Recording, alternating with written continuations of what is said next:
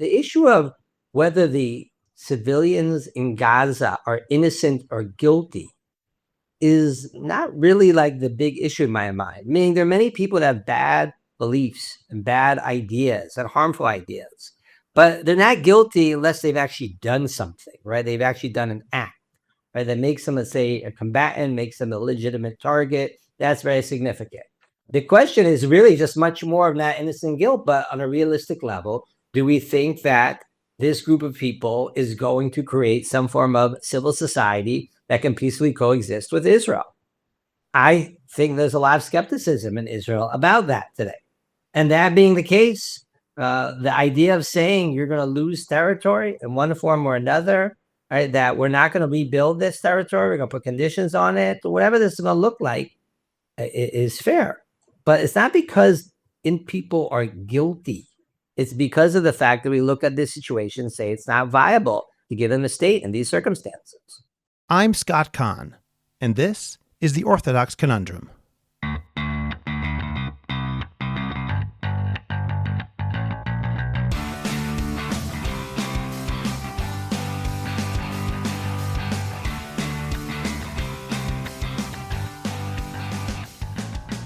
This is the Orthodox Conundrum on JewishCoffeehouse.com. I'm Scott Kahn. Ever since President Trump presented his plan, or his idea, as it's unclear how planned out this really is, about resettling the Arab population of Gaza, the Jewish world has been in an uproar. Very loud voices on both sides of the issue have been talking not so much about its feasibility, many are extremely skeptical that this could ever come to fruition, but about whether it's ethical. Some insist that this is nothing less than ethnic cleansing, with all the negative implications that that term contains, while others suggest that this is completely different, and that if starting a war of aggression has no long-term negative consequences for the aggressor, then nothing will ever act as an effective deterrent against further attempts at genocide of the Jewish people. This is only one of the ethical issues that has arisen in the weeks since the ceasefire, and I was honored to speak with Rabbi Dr. Shlomo Brody to hash out some of the major ethical and moral dilemmas presented by the current situation. Along with the question of population transfer, Rabbi Brody and I talked about leadership and the ethics of taking responsibility, the moral question of toppling a government during wartime, the propriety of exchanging Palestinian prisoners, many of whom have blood on their hands, for Israeli hostages, when it's right to start a war rather than to use diplomacy, how we can define victory in war, how we determine the innocence of civilians who support a terrorist government, even if they don't participate in its atrocities directly, and much more. We'll get to our conversation in a moment. First, remember to subscribe to the Orthodox Conundrum podcast wherever you get your podcasts. Please rate it and write a review. Continue the conversation on Facebook by joining the Orthodox Conundrum discussion group. Subscribe to my Substack, Orthodox Conundrum Commentary. Check out the link in the description of this podcast to get your free subscription today. Finally, in 2025, the best way to promote your organization, your business, or yourself is to create a high-quality podcast. And JCH Podcast Productions can help you make that happen. Whether you want to learn how to start your own podcast or want to improve the podcast you already produce, we will make it happen. Write to us at aliza@jewishcoffeehouse.com. That's ALIZA @jewishcoffeehouse.com. And let's get started with your high-quality, memorable, and effective podcast. Rabbi Dr. Shlomo Brody is the executive director of Ematai, an organization dedicated to helping Jews navigate aging, end-of-life care, and organ donation by providing educational resources, halachic guidance, and advanced planning tools. Previously a senior Rebbe at Yeshivat HaKotel, he is a columnist for the Jerusalem Post, and his writings have appeared in many popular and scholarly publications and were cited in Israeli Supreme Court decisions. He is the author of 2 award-winning books, Ethics of Our Fighters, A Jewish View on War and Morality, and A Guide to the Complex, Contemporary Halachic Debates, a National Jewish Book Award winner. A graduate of Harvard College, he received smicha from the Israeli Chief Rabbinate, an MA in Jewish philosophy at the Hebrew University, and his PhD from Bar Ilan University Law School. Rabbi Shlomo Brody, thank you very much for joining me again on the Orthodox Conundrum podcast. So great to be back with you. There are a lot of issues that are coming up in the world of ethics. We spoke about ethics about a year ago because of your book, Ethics of Our Fighters. Today we're going to speak about new issues that have come up in ethics in Jewish law in Israel because of current events in the aftermath of the recent ceasefire. I'd like to start with the issue that today we're recording on Thursday, everybody's talking about, which is President Trump's suggestion or policy movement that Gaza should be emptied out of its citizens temporarily or permanently. That's a different question. And something. There's something we don't know exactly what will happen afterwards. But let's talk about Jewish ethics regarding population transfer. Can you offer some insights? Well, it's hard to know exactly what President Trump really has in mind and how this could change. And I think that what's critical here, which I think is very interesting, is basically after 100 years of having a real conflict, what we usually call the Arab-Israeli conflict, or you call the Jewish-Palestinian conflict, President Trump is basically saying this ain't going to work with having these populations between the river and the sea, particularly with regard to Gaza Strip. So it's a big game changer in terms of how people are thinking about, talking about issues. With regard to population transfer in particular, obviously that's a very sensitive issue. Presumably, I think this is pretty clear, he's not talking about violence, right? Violently moving people. He's not talking about killing people. Again, I don't know what he's talking about, but I certainly am not interested in talking about that, right? No one wants to be doing some form of what is usually called as ethnic cleansing, right? It's some form of way if you refer to it, or genocidal acts, or whatever it might be. No one has that on their minds, and no one in Israel is going to do that. So let's just be clear, like no one in Israel is going to do that. So, the whole phenomenon of people talking about that way, I think is inappropriate. The idea that I think we have to think about this is, well, what's the motivation? Why would you move a population? And we think about a lot of different contexts. For example, and obviously this is different, right? But just to give an example, you can have a city that gets flooded. Like I grew up in Houston, Texas, a lot of floods. And at some point, people just say, like, it ain't working here to invest in this area, which is going to be flooded again. Okay. Now, it's not a parallel, but I understand. So you would say here, we want to move these people and say, because it's not working, this dynamic here because of natural issues, of resources, of flooding, wherever it might be. This is obviously different, but here's the argument. The argument basically is we're going to have two choices now. We rebuild Gaza, billions of dollars, with no real clear political horizon for this to work out, and a good chance that particularly if the fundamentalists continue to rule, which seems likely, or alternatively that some puppet government comes in, but the fundamentalists are going to be able to manipulate the situation as well, because it's not clear, even if Israel wanted to create a strengthened Palestinian Authority, wherever it might be, it's not clear that this is going to work at all. And then 10 years later, we're going to be back to destroying this, the whole place again because of another war. So in that respect, you could ask, okay, well, at this stage, maybe we should be offering people another solution. And in that respect, I think it's interesting to think about a general question, which is, before we get to population transfer, just asking a simple question. Would people in Gaza, what do they actually think? Would they actually want to leave given this situation? We're not talking about the Palestinian aspirations, not about West Bank. We're just saying the people who have a realistic sense of what they're living in. How many of them would actually want to leave? We don't know that answer to that, particularly even in this war, because the Egyptians closed their border, didn't allow for refugees, something which, of course, we didn't do in Syria and civil wars, other places like this. And so I think that's an interesting question. Would they want to go to Egypt or Jordan? More likely, would they want to go to places in Europe, whether it's in Sweden or other locations? I think this is all, interesting questions, and that's about voluntary, right? Allowing people to move. Now, voluntary transfer is obviously something very different. It's hard to see the ethical issue of giving people the option to leave someplace that they don't want to be. But once we're talking about mandatory transfer, it's different. Just to interrupt you for a minute, though, the idea of suggesting that we're going to make it easier for people to voluntarily leave because they don't see this as being good for them was seen even during the Biden administration by various as horrible, right? The idea that we're going to let people out, force the Egyptians, this is undermining Palestinian aspirations in their right to, self-determination and all sorts of, ideas like this.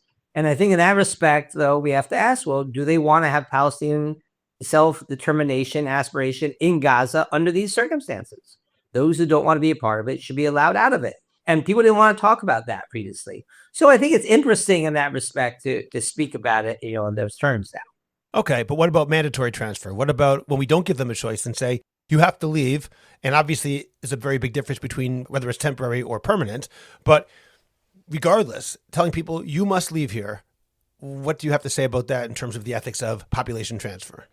Well, I mean, it's very morally complex, to put it lightly, because how exactly do you go about doing that? Now, if you're saying to them, which I think is reasonable, which is to say, we're not investing billions of our dollars to rebuild this up, which is going to be struck in place, and that's one thing. If you're basically saying to people, we're going to force you out by starving you or something like that, whatever it is, I think that's a different type of dynamic. Because you have to ask is, well, do the residents of such an area, have they done something to make them guilty to be forcibly moved? Right? In the same way you would think about, we forcibly take someone and put them in jail because they've committed a crime. Now, there's no doubt that, I wouldn't have any problems like this with, say, Hamas terrorists, but those people don't really should be going off to some other country. They should be going to jail, right? They should be incarcerated, whatever it might be. So that's a different type of dilemma, right? But in the case of the average citizen, it's hard to say that you can force them to do it, but I do think it is appropriate and fair to say we're not interested in rebuilding this area under these circumstances when it's just become a fundamentalist, place again, once again. And that being the case, I think that's, an interesting type of dynamic. But you got to take this seriously, right? If you're going to actually tell people we're strongly encouraging you to move, it has to be a real alternative. What you just said raises several issues. Let me raise one idea that I've heard people say. Apparently, people often say population transfer is not considered, and I'm talking about mandatory population transfer, enforced population transfer is not a problem when it comes to Jews living, let's say in 2005 in Gaza, or in the view of people who are looking forward to a Palestinian state on the West Bank, in a future population transfer of Jews out of the settlements in the West Bank. And that's considered understood that a future Palestinian state cannot have any Jews in it, according to most understandings of what a Palestinian state in theory would look like. So why is population transfer, they ask, okay there, but not okay in a case like this? Now, one might argue that the difference is these settlements all arose after 1967. The counter argument would be yes, because once again, they were kicked out after 1948 and they're just rebuilding traditional areas that already belonged to them earlier. So let me present that to you. I mean, you can make such a parallel. I don't find it to be entirely compelling because when we're talking about, let's say, leaving Gaza, or the disengagement plan, which was initiated by Israel for the sake of creating some form of separation from the Palestinians, right? So that is a type of, you can think that was a bad move, you think that was wrong, but that was done by a government, my sovereign government, who made that decision. Right or wrong, that was sort of a decision being made here. It's one thing to post on your own people, it's another thing to post it on others. And particularly when not at their initiation, right? There's some form of peace agreement, so you understand. There have been many times when we've had population swaps over the centuries, even the 20th century, and people move when we realize the borders need to be drawn differently. This isn't quite, I mean, again, I don't know exactly what Trump is talking about, but that's not quite the same here. It's sort of clearing out the area. And then there's this ambiguity, like, are they coming back? The Riviera, of the Middle East, or the Gaza Riviera, or whatever he called it, like, I don't know, is that like a hotel he's got in mind? So there's a lot of details here which are very important to figure out in terms of. So, the parallel I think is more interesting is in the West Bank. The parallel is when Jews were kicked out of Arab lands in 1951. Right, there was 950, 51, Iraq and Yemen, all these other places. But let's just remember, that was a horrible thing. That was absolutely terrible, horrible thing that really, can't be justified.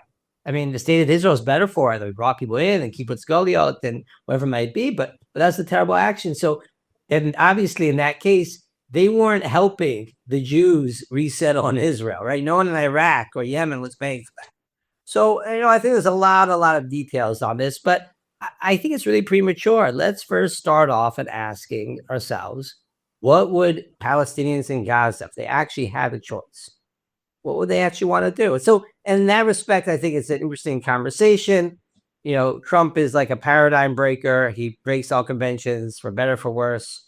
I have a lot of concerns about some of the things he does, but opening up. But we have to be very careful like that. It becomes very easy for these types of plans and ideas to trickle down to unnecessary or unjustified violence. We should be wary of that. Yes, I told my wife last night that my metaphor is this: Trump is like a 2-year-old in Tiffany's, and I'm the owner of Tiffany's. And I don't remember if I underinsured the merchandise or overinsured the merchandise. Something's going to get broken. And if it's underinsured, it's going to be a disaster. And if it's overinsured, I'm going to make a lot of money. I'm not quite sure which way it's going to go, but something's going to get broken in the process. Right. But your parallel, I mean, I get the joke. I mean, you make it as humor, but the parallel is this isn't just about money here. Of right? course. You talk about tariffs, right? Yeah. But this is talking about something a little bit much more at stake. So, absolutely. But this idea, though, which I think is horrible, and this is on an ethical, moral level, not just a strategic. We can launch on October 7th, and then the end result is people come back and say, oh, you know what? We really should give you guys a state. Or you know what? We should really rebuild this. Like, no, there actually has to be real consequences to what Hamas did in Gaza. I mean, the whole idea, for example, that there's pushback, Israel can't create like a bit of a security, no man zone within Gaza, right? No entry zone type of thing.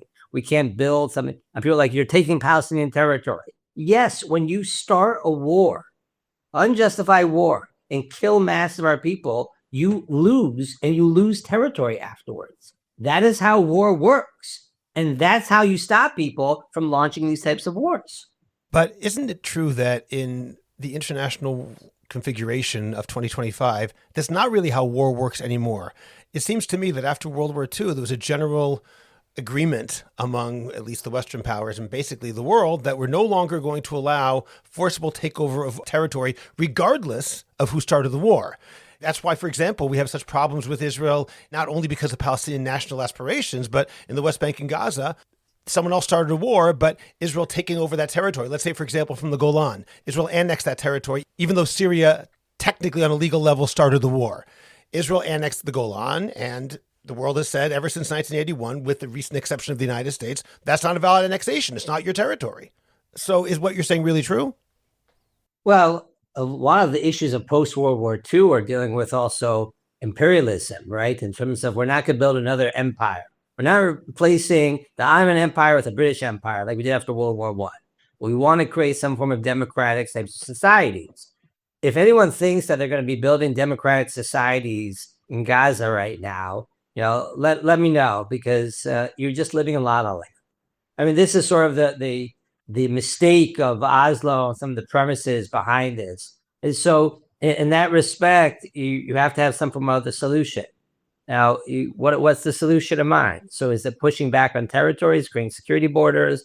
Is it some form of peace agreements with the Saudi Arabians? And there's a lot of different ways in which you can create some form of peaceful living arrangements. But sometimes that includes territory, right? The territory has to be taken over. Israel did that in the Golan, rightly so. Israel might be doing that in the Syrian Golan right now. And I think there's a justification for that. I actually think that is perfectly justified in terms of that because of the real threat that comes from Syria.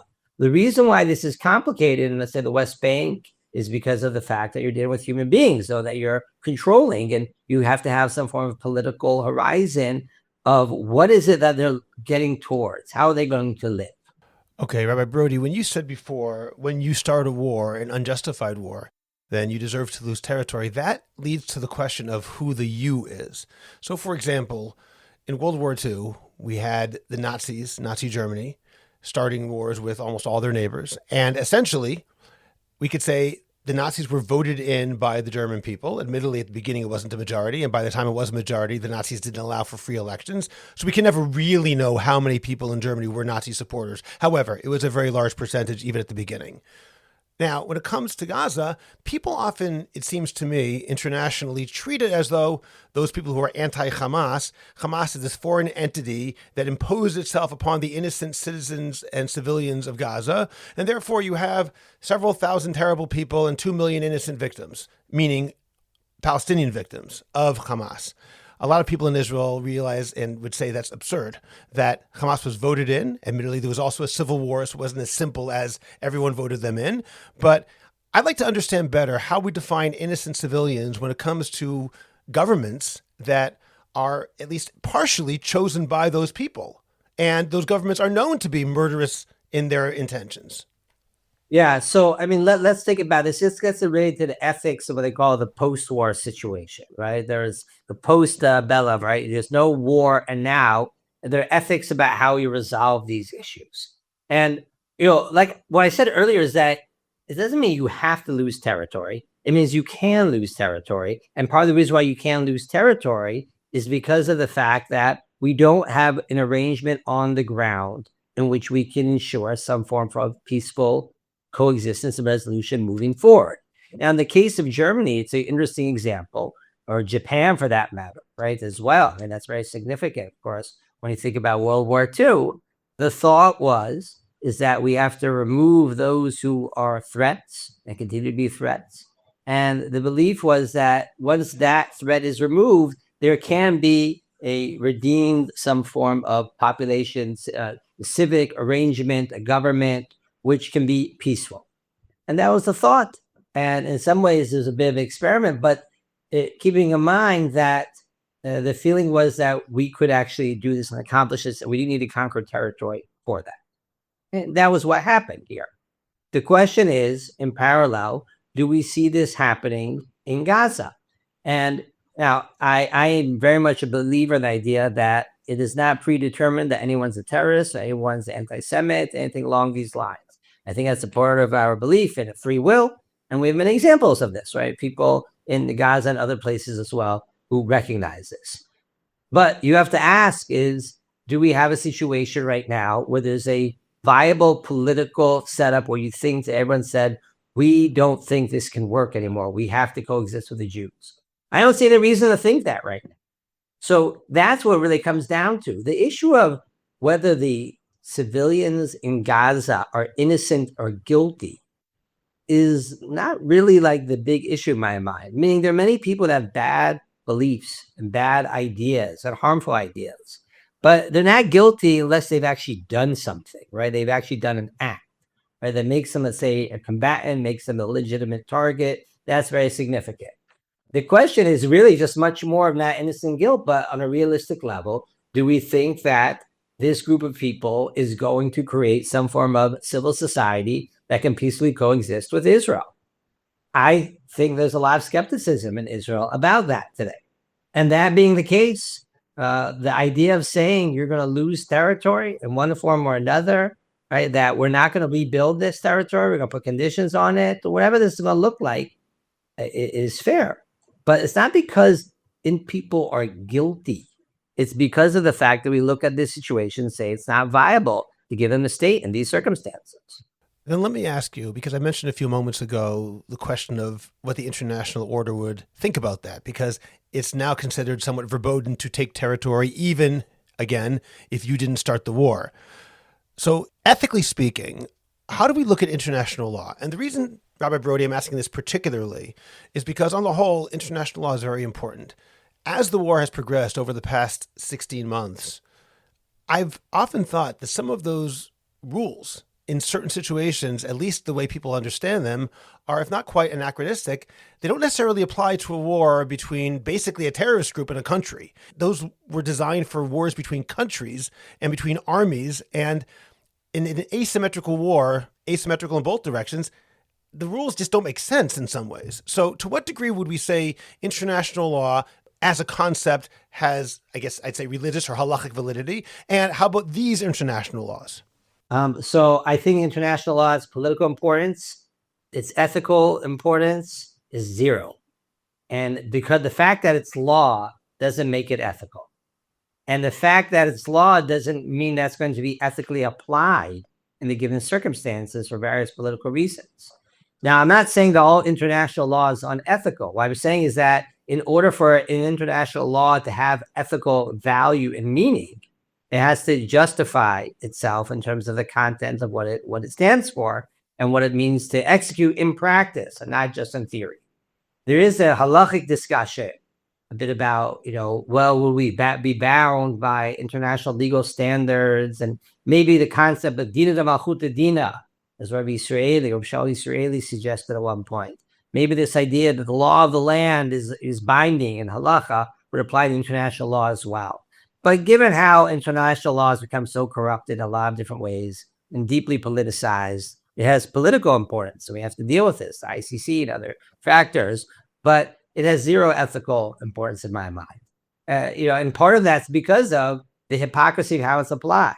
Is anyone dealing with international law when it comes to the Syrian civil war? Is anyone going to deal with the Russians because of this and many other conflicts? So if you're only going to apply it to the Jews and maybe some African nations, you're racist, anti-Semitic, but it's not an ethical legal system. Okay, let's move on to something else now. One of the big issues that we're thinking about and praying for is the release of our hostages. And tragically, I say literally tragically, the only way we've been able to have them released is by releasing literal murderers back into the streets of Gaza, the streets of the West Bank, the streets of Jerusalem, and other countries. What are the ethics of prisoner swaps of that sort? Well, I think if you look at the pictures of seeing these released hostages coming home, being reunited with their family, and you don't cry, you don't have a heart. And I think you see these pictures of these released murderers and terrorists going back to Gaza or East Jerusalem or the West Bank, wherever it might be, and being celebrated and paraded around as heroes, and you'll realize that that's harmful and dangerous, you don't have a mind. And I think that's in many ways a bit of the conflict that we have here. I'm not a big fan of how Israel has led itself over the past 40-something years, sort of create assumptions about prisoner swaps that have really just allowing the next generation of Hamas and terrorist leaders rest in jail for a little bit and come out. I mean, this is crazy. What type of message does that send? We have people that we rearrested after the Shalit deal and now get released again. That is like really literally saying there are minimal, limited consequences to trying to murder Jews. That's a real disaster. And so this whole phenomenon that we make in these deals is really, really bad. And in my mind, in fact, I'm much happier to stop the war and say, okay, whatever it is, we're stopping the war to get back our hostages than to release the terrorists from jails. Because in terms of thinking long-term for our security, it's much more dangerous in many ways, I think, long-term to releasing all of these terrorists than is to stopping the war at this stage of the war, at least, which we might get into later on. That said, people ask me, are you against the deal? Well, the question is always, what are the options on the table? What's available? What's the horizon here? I do think that despite the fact that I think that Israeli society, both our political leadership and our population, have overly promoted this idea of having responsibility of bringing people home. Of course, it's important. But the question is at what cost? There is a very strong moral argument to say that deals have to be done because Israeli solidarity is dependent on it.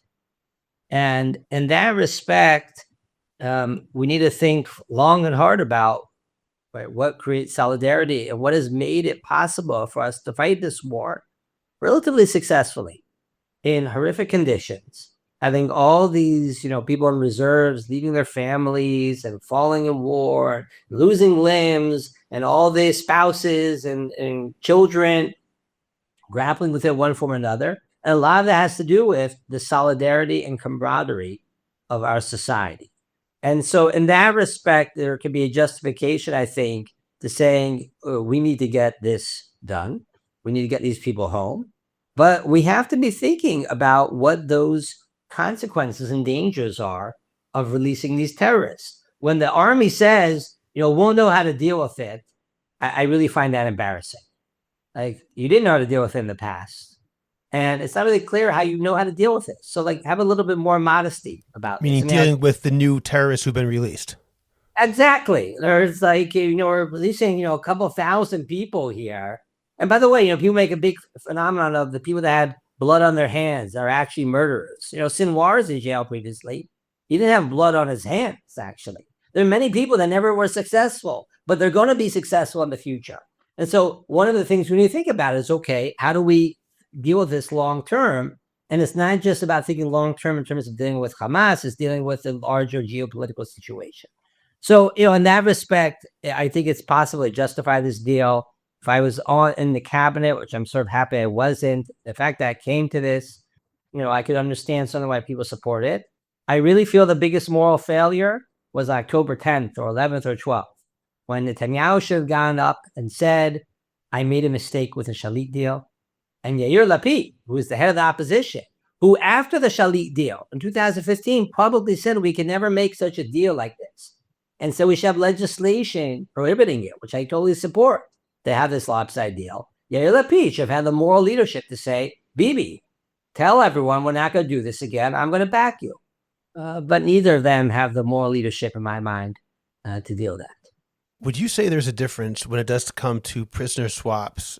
Again, speaking in terms of Jewish ethics, between soldiers and civilians. I'm speaking about Israeli soldiers versus Israeli civilians, because there's a general assumption that civilians come first. Soldiers put themselves into that situation because they're soldiers. It's a different situation. When you put on that uniform, you are saying, my life is now at risk and I accept that responsibility. On the other hand, in a country like Israel with a mandatory draft, they didn't have a choice but to put on that gun, to wear that uniform. So maybe there isn't such a difference. Yeah, I'm not so sure there's such a big difference. I mean, the difference in priority comes down to the idea that in general in war, we prioritize our civilians over our soldiers, because the whole reason to go to war, to make such risks, is to protect the civilians. But because of the mandatory conscription, and because of the fact that there are agents, we sent them out there, and these soldiers, I don't buy the whole argument there's such a large difference about it. What I do think is very different is whether you're bringing home someone alive or dead. Meaning the idea of making prisoner swaps in order to bring someone home alive is compelling to me, is cogent to me. Now it's compelling, but certainly cogent. This idea of risking long-term security to bring someone home for their funeral, I think is very, very problematic. You just mentioned Prime Minister Netanyahu and the head of the opposition, Yair Lapid, which leads us to the question about leadership and the ethics of responsibility. One of the most frustrating things for someone like me and for many people who live in Israel has been the refusal of many in the political echelon to take responsibility. Recently, we saw that members of the IDF did take responsibility. There have been some people in the government who have taken responsibility, but by and large, the ruling government has taken no responsibility whatsoever. People like Prime Minister Netanyahu, he's essentially said, we'll deal with that later, and has acknowledged no wrongdoing. I don't even mean moral wrongdoing. I mean mistakes in his security assumptions, which obviously were mistaken. We now understand mistakes on October 7th. And of course, that's true for so many other people there. Ben Gvir was the head of the police force, and the police also failed, but he refuses to take responsibility. Everyone is simply passing the buck, and there's no concept of, in Harry Truman's words, the buck stops here. I'd like to know a little bit about the ethics of taking responsibility, and alongside that, perhaps the ethics of toppling the government during a war, which the government itself says this is not the time for that because that will hurt the war effort. Well, I think there's a difference between responsibility and punishment. Right? And what I mean by that, this is true in general. There are many times we say responsible, but the punishment is a little bit different depending on the circumstances. The idea that you're the prime minister or the defense minister, and you're going to say that I don't have responsibility because the army, which was advising me, didn't see this coming or messed up. That's a flawed conception of what it means to be the prime minister or the defense minister. So that, in my mind, is very, very deeply problematic.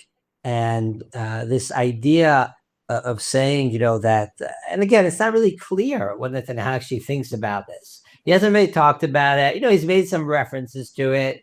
And a lot of this all has to do with politics, and he doesn't want to admit anything that would make it come down to the punishment, meaning, do I have to leave office? And here I do think there's a difference between IDF officers and elected officials. Elected officials, you can say, the people are going to decide whether or not this person should be out of office or not. And that works differently for the IDF based on how they got into their position of power. So I think that one of the questions that's really interesting is that the whole notion of needing some form of national investigation, of course we need that. It's insane that anyone would think otherwise. And it's a moral travesty that October 10th, the first thing that should be done is an investigation of prisoner swaps. That should have been done right away. We don't even have official statistics publicly released But how many people were let go in the Shalit deal or other deals went back to terror? That's crazy. The whole public discourse has been totally jarred and jaded because we don't have that. So that's a moral travesty that someone would suggest we don't have to do a proper investigation. There's a separate question, which I think is an interesting one, is, and what are the powers of those bodies? Like, should it be headed by a judge? A judge implies a judgment of innocent or guilty and making decisions about whether they have to leave office or not. I'm not so sure that's the way you have to set up the national investigation. And that's not totally clear to me, unless there's something so egregious in terms of being criminal, right? Something along those lines, which I find hard to believe in this circumstance. But, the idea of having a responsibility, well, listen, we look in the Torah, we have notions of a Nisim, of leaders, or a Melech and others who have to bring a korban. It's a very significant passage in Sefer Vayikra, which we should talk a lot about.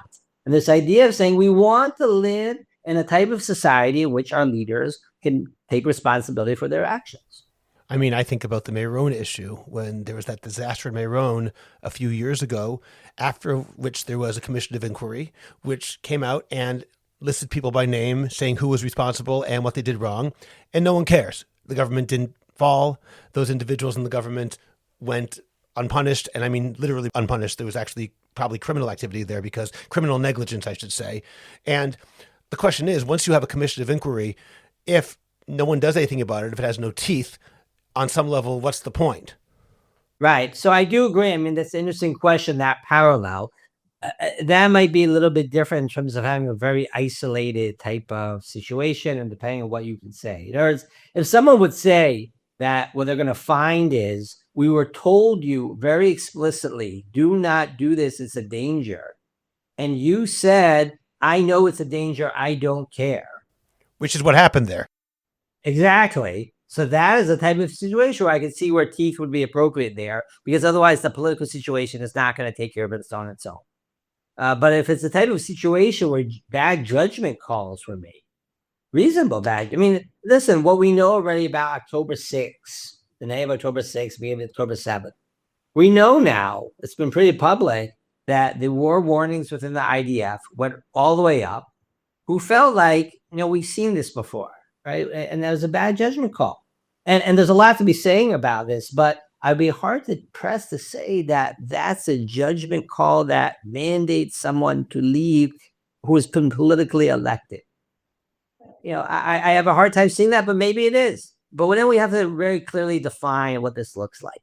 I suppose that part of the issue, and I don't want to get too far afield, is that in Israel, because the legislative and executive branches are not separate, therefore it's very difficult to have any sort of impeachment process. In the United States, by contrast, Congress and the Senate, they are separate, at least officially, from the executive, and therefore they can, at least in principle, sit in judgment on the executive branch, on the president. Here, that wouldn't make any sense even. Yeah, that's a good point. Of course, in the background here is the toxic relationship between the judiciary and the executive branch. And that's caused a lot of damage in a lot of different ways. And this is another one of those ramifications for it. Let's get back to that other question I mentioned before, the ethics of toppling a government in the middle of war. The current government has said that would be extraordinarily irresponsible. And the question is that really true? And I'm not asking for a political answer. I'm asking more for a moral answer. If we say that the government, for example, is responsible for what happened on October 7th, let's work with that assumption, even if it may not be true in some people's eyes. But for the sake of argument, that the assumption, the conception, as they say, what they had assumed before October 7th was completely false, and therefore this government bears responsibility for it, and we should topple the government and have new elections. The government says that's ridiculous to do during a war. You're going to hurt the war effort itself. What do you think ethically? I don't think that's an ethical issue per se. The question isn't about again, it's not about punishment. It's about thinking moving forward. At that point, October 10th, what was the best thing for moving forward? Was it to get rid of the chief of staff at that point? You could have made such an argument, by the way. I mean, it seems a little bit crazy, but you can make such an argument that was what was necessary. We had to actually do that, or various other, members of intelligence or whatever it might be. But I think we have to think moving forward. I mean, think about England. It changed prime ministers after the war broke out. There are many times we have situations. I think during the American Civil War, if I'm not mistaken, Lincoln changed his chief of staff like 4 times, right? So that can definitely happen. And a healthy democracy isn't dependent on one person, right? That's the whole point of the system, right? Someone else can be able to step into those shoes and be able to deal with those issues. I mean, what would have happened if Netanyahu, who's not a young man, right, had died suddenly, right? I think we've had to replace it, right? That would happen. So this idea of saying that's unfathomable. And I do think that there's a moral concern that those who are responsible, one form or another, for some form of mishap or mistakes will make further mistakes in order to atone or make up for the decisions they made. For example, you could argue that one of the reasons why various people in the army were very strongly in favor of prisoner swaps is they felt moral guilt for their failures having brought these people into captivity. And that may have, biased their judgment, or it could be that actually that just means that they took it seriously.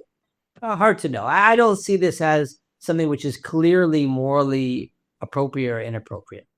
Okay. Before you talked about the end of the war, defining victory. So I'd actually like to ask about that from your perspective, Rabbi Brody. When we talk about the morning after plan, what's going to happen when this is all over, how actually is victory in war defined? Because you're someone who's written a lot about the ethics of warfare. And one of the things that has been frustrating to me has been people saying, oh, Hamas won. Now, maybe you'll say that's true. In my mind, this is a war between Israel and Iran, not Israel and Hamas. Hamas is simply the representative, so to speak, the shaliach of Iran here. And if you look at where everyone was on October 6th, 16 months ago, where everyone is now, meaning Iran, Hezbollah, the Houthis, Hamas, and Israel on the other side, and you see who is better off and who's worse off, I don't think you can argue that Iran won this war or even that Hamas won this war. On the other hand, if Hamas defines winning as we're still here, and personally, I think Bibi Netanyahu made a big mistake on day one by saying we will destroy Hamas, which is, I think, an almost impossible task. He didn't say we're going to destroy their military. We're going to destroy Hamas altogether. So they can define victory however they want. We're still here. We have one Hamas member. So therefore, you lost based on your own definition. Now, let me be clear. I understand this isn't the Super Bowl where we have to say they won and they lost, and that's an essential part of it.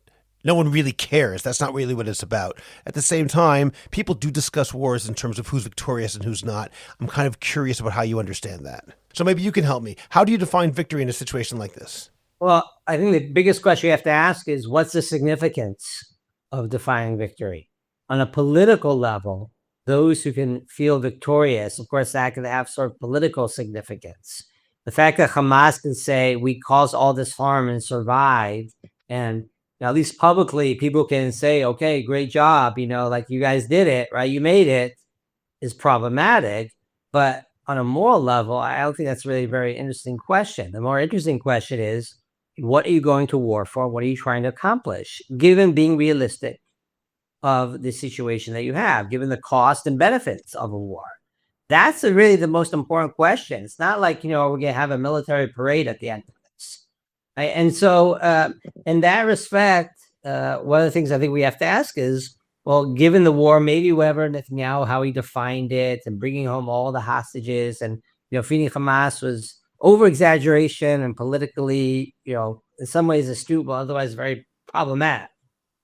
I'm not interested in that question. I'm really interested in the question of, are we in a better place in terms of our defense moving forward? Are we more safe or less safe? Now, I think right now, I'm not sure the answer to that question. I think a lot of that has to do with where is this all going in terms of the ongoing conflict, not just in Gaza or Lebanon, but in the region, and particularly with Iran. And in that respect, I think that's the more interesting question right now. When we look back from October 6th to whenever we say this is over, right now, are we safer? Are we more secure? Do we have a better short-term or long-term future or not? That's the question you should be asking right now. And in that respect, I agree with you, Scott, that this is an ongoing conflict right now. We have a ceasefire, we've not stopped. But I think that the big question we should have to be asking is, what actions would need to be taken right now that are going to secure us better? Is it continuing the war or restarting the war in Gaza? That's unclear to me, especially given the politics of what Trump is talking about right now. I'm not sure if that's really true. I do think, though, that we have a real fear of the Iranian nuclear reactors and Iran feeling weakened and them then possibly racing towards a bomb. And if we end up having this whole experience, having weakened a lot of their proxies, but then they race to the bomb and no one stops them, well, we're going to walk away feeling not more secure, right? In fact, less secure. So in that respect, we have to be very, sort of calculative about what it is that we're trying to accomplish. And victory just doesn't interest me that much. Of course, it's politically significant, but not morally. Then morally, I think an issue really is, however, when you decide to use a military versus a political solution. You just mentioned now the big question, which everyone is thinking about: should Israel resume the war once they release X number of hostages, whatever that number is, all of them, some of them? How do you determine on an ethical level when it's justified to go to war versus when it's justified only to use more political means to achieve your goals? So you go to war. At the beginning of war, you have to ask, given the cost and benefits, right, does this make sense? You started the war on October 7th or 8th, meaning responded, right, because you're under attack. At different stages, you can say, is this now still a situation of war of no choice? We have to do this. Or is this now a war of choice? I think we're at a point where the war in Gaza is a war of choice. We have a choice. What do we think we can accomplish in the coming months in war or outside of war, which will be more effective? I'm personally pretty skeptical that we're going to accomplish much more than we've done in the last 15 months. It's not clear to me that's going to happen for military reasons, for political reasons, because the country's exhausted, for all sorts of reasons. I'm not sure about whether that's really going to accomplish much. Obviously, I don't know all the full facts on the ground in terms of what we know and don't know, but I'm skeptical. I'm much more interested in dealing with the Iranian threat, which isn't just about their nuclear weapon, but is weakened them to the point where their proxies aren't able to rearm in the same way and have the same type of political and military strength. It's both dealing with Iran and their proxies. So what I'm sort of hinting at and saying explicitly right now is I hope that we're deeply thinking about whether we can eliminate the nuclear threat and also weaken that regime. So that way we feel at the end of this process, we're in a much safer place. If Israel walks away from this whole period, it's a very difficult period, and we've significantly weakened Hamas and Hezbollah, Syria has fallen, we have a peace agreement with Saudi Arabia, we have weapons from the United States, and we've taken out the nuclear reactors in Iran, well, I'll feel pretty good about all that we've accomplished in spite of the painful losses and all those that we've lost from our cherished ones. All right. Well, Rabbi Shlomo Brody, I really appreciate your offering your wisdom and helping work through some of these issues. Some of them lean into the political, and I try to keep as much as possible on the level of ethics and morals, and you kept me there as well. So I appreciate it. Thank you for joining me today. Thank you so much. And I wanted just to say to everyone, it's so important to always try to be level-headed about these issues and to think about the ethics of what we're doing. And it's exciting when you hear about someone talk about Gaza or war, this or that. Let's take a deep breath, look to our Torah, look to our values, and analyze these situations. And if I can just say one more thing, and you can tell me if I have this correctly. In our last conversation, you mentioned how important it is to say, well, if someone did that to you, would you consider that ethically okay? And if the answer is no, then you can't do it to the other, even if that other is your enemy. Is that a true statement? Yeah, ethics works because you think it applies to others as well, you and others as well. So this is something which is very important in terms of thinking about the dilemmas that we're facing. Okay, Rabbi Brody, thank you very much. Subscribe to the Orthodox Conundrum podcast wherever you get your podcasts, and please rate it and write a review. Please visit jewishcoffeehouse.com for other episodes of the Orthodox Conundrum, as well as many other great podcasts, including Intimate Judaism, The Maimonides Minute, Chochmat Nashim, The Francisca Show, and Let My People Eat. I'd appreciate it if you go to Apple Podcasts and rate and review the Orthodox Conundrum. It takes literally 2 minutes. It's just giving a certain number of stars and writing 1 or 2 sentences. Please like the Orthodox Conundrum podcast on Facebook and join our growing Facebook group, the Orthodox Conundrum Discussion Group, where you can feel free to discuss issues in Orthodoxy in an honest and friendly environment. I hope you'll become a Jewish Coffee House patron on Patreon. Just click on the link in the description of this podcast, and you can get bonus episodes, Jewish Coffee House merch, and more. you'll get special episodes on all sorts of topics that are only available to subscribers. And you'll be helping Jewish Coffee House spread our message of a welcoming, intellectually engaged, and honest orthodoxy. Just join Patreon. It's only a couple of dollars a month, and you can stop anytime, so join today. Finally, do you have a message that needs to get out? Do you want to promote your business, your organization, or your cause? The best way is by producing a podcast, and Jewish Coffee House can make it happen. I have experience producing hundreds of podcasts, both for myself and for satisfied clients. Whether you want to learn everything you need in one day, or relax and record and let me do the heavy lifting, Jewish Coffee House Productions will work with you to make it happen and make it even better than you imagined. Let me help you today. Write to me at scott@jewishcoffeehouse.com or go to jewishcoffeehouse.com, click on Productions, and sign up for a free consultation. Make your voice heard, promote your cause, sell your product, and engage an audience now. I'm Scott Kahn. This has been The Orthodox Conundrum on jewishcoffeehouse.com.